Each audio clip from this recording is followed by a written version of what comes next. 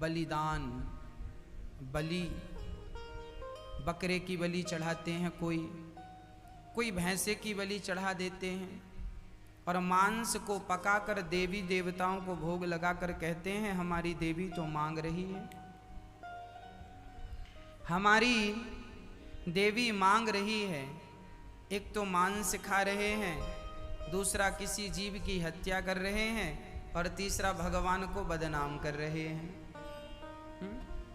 इसलिए ये गलत परंपरा है। किसी भी जीव की हत्या नहीं करनी चाहिए, वो भी अपने स्वार्थ के लिए तो कदापि नहीं।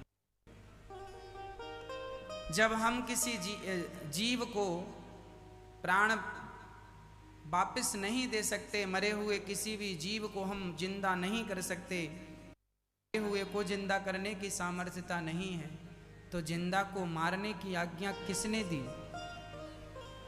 बलिदान ही करना है। तो बलिदान का अर्थ है राजा बलि के जैसा दान ही बलिदान है। ये बलिदान कब से प्रारंभ हुआ? राजा बलि जिनके द्वार पर वामन भगवान आए और वामन भगवान ने कहा 3 पग भूमि चाहिए, बलि ने सहर्ष स्वीकार किया, ले लो। और 3 पग में क्या 2 पग में सब कुछ नाप कर तीसरा पग राजा बलि के मस्तक पर रखा वामन भगवान ने। राजा बलि प्रसन्न रहे, वाह प्रभु, जगत के पालनहार तुम हो और आज मेरे सामने भिखारी बनकर आए, इससे बड़ा मेरा सौभाग्य क्या होगा। राजा बलि ने अपना सर्वस्व भगवान को दान कर दिया। तब से परंपरा चली कि दान करना हो तो बलिदान जैसा, बलि के जैसा दान करना चाहिए। बलि के जैसा दान करने को नाम पड़ गया बलिदान।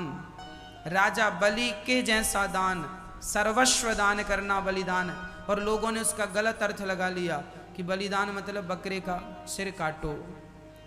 ये जीव हत्या गलत है, मांस भक्षण गलत है, मतलब गलत है। सारे समय, सारे हर युग में गलत है मांस भक्षण, हर समय गलत है मांस भक्षण। इसलिए ऐसी बुराई से, ऐसी बुरी आदतों से हम सभी को बचना चाहिए। प्रिय भक्तों, भगवान ने इंद्र की पूजा बंद कराई। इंद्र की पूजा क्यों? कर्मणा जायते जंतु कर्मणैव विलीयते, सुखम दुखम भयम क्षेमम कर्मणैवाभिपद्यते।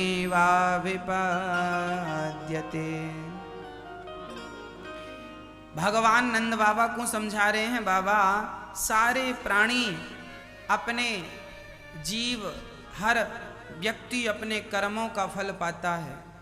और जी इंद्र जो पानी बरसाते हैं, कृष्ण भगवान कहते हैं मेरे भय से इंद्र पानी बरसाते हैं, मेरे भय से सूर्य तपता है। भगवान अकामः सर्व कामो वा, भगवान ही मद भयाति वाति वातो यम सूर्यस्तपति मद भयाति। भगवान के भय से, भगवान से सब चल रहा है। तो एक भगवान की पूजा कर लेने से सबकी पूजा हो गई, अलग अलग पूजा करने की आवश्यकता नहीं है। जड़ में पानी डाल देने से सबको पानी पहुंच जाता है। एक नारायण की शरण ग्रहण कर ले जीव तो उसका कल्याण हो जाए। यहाँ वहां दर दर की ठोकर खाता हुआ क्यों भटकता है? स्त्रियों को थोड़ा सा कंजूस होना चाहिए, खर्चों के मामले में कम।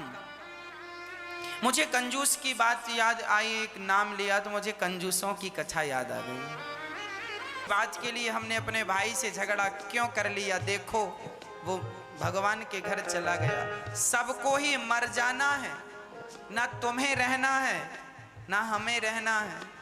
प्यार से रह लो, प्यार से जी लो। भाई भाई के काम नहीं आएगा तो बताओ भला कौन किसके काम आएगा? आज के जमाने में भाई भाई का दुश्मन बना पड़ा है।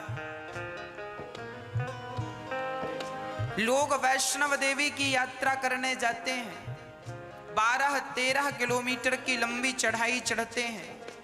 वैष्णव देवी की यात्रा फिर भी सरल है, अमरनाथ की यात्रा फिर भी सरल है, पर रूठा भाई रूठे भाई के घर में जाकर कान पकड़ के सॉरी कह देना और अपने रूठे हुए भाई को अपने गले से लगा लेना।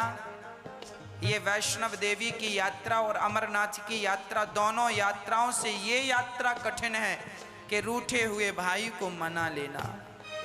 रूठे हुए भाई को लोग नहीं मनाते, बल्कि भाई मर जाता है तो मरने पर पहुंच जाते हैं। मैंने कितनों को देखा है, जब तक भैया जिंदा था शकल नहीं दिखाई, झगड़ा ही करते रहे, और जब भाई मरा तो उसकी अर्थी पे आंसू बहाने चले गए।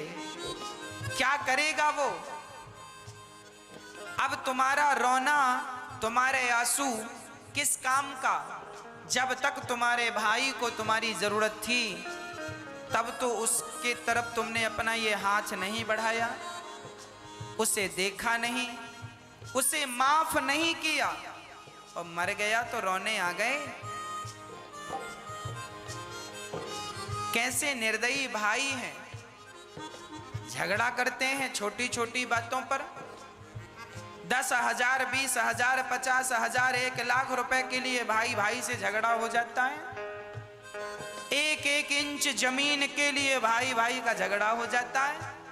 कितने मूर्ख लोग हैं जो लोग अपने भाई से झगड़ा करते हैं, छोटी छोटी बातों को लेके झगड़ा करते हैं, अकड़ रखते हैं। इन्हें मूर्ख नहीं तो और क्या कहा जाएगा? आपकी भाषा में क्या इन्हें विद्वान कहा जाएगा? मेरी भाषा में इनको मूर्ख कहा जाएगा। अपने भाई से झगड़ा। एक राम और भरत थे, राम और लक्ष्मण का प्रेम भाई भाई का क्या होता है, और आज का भाई लड़ रहा है।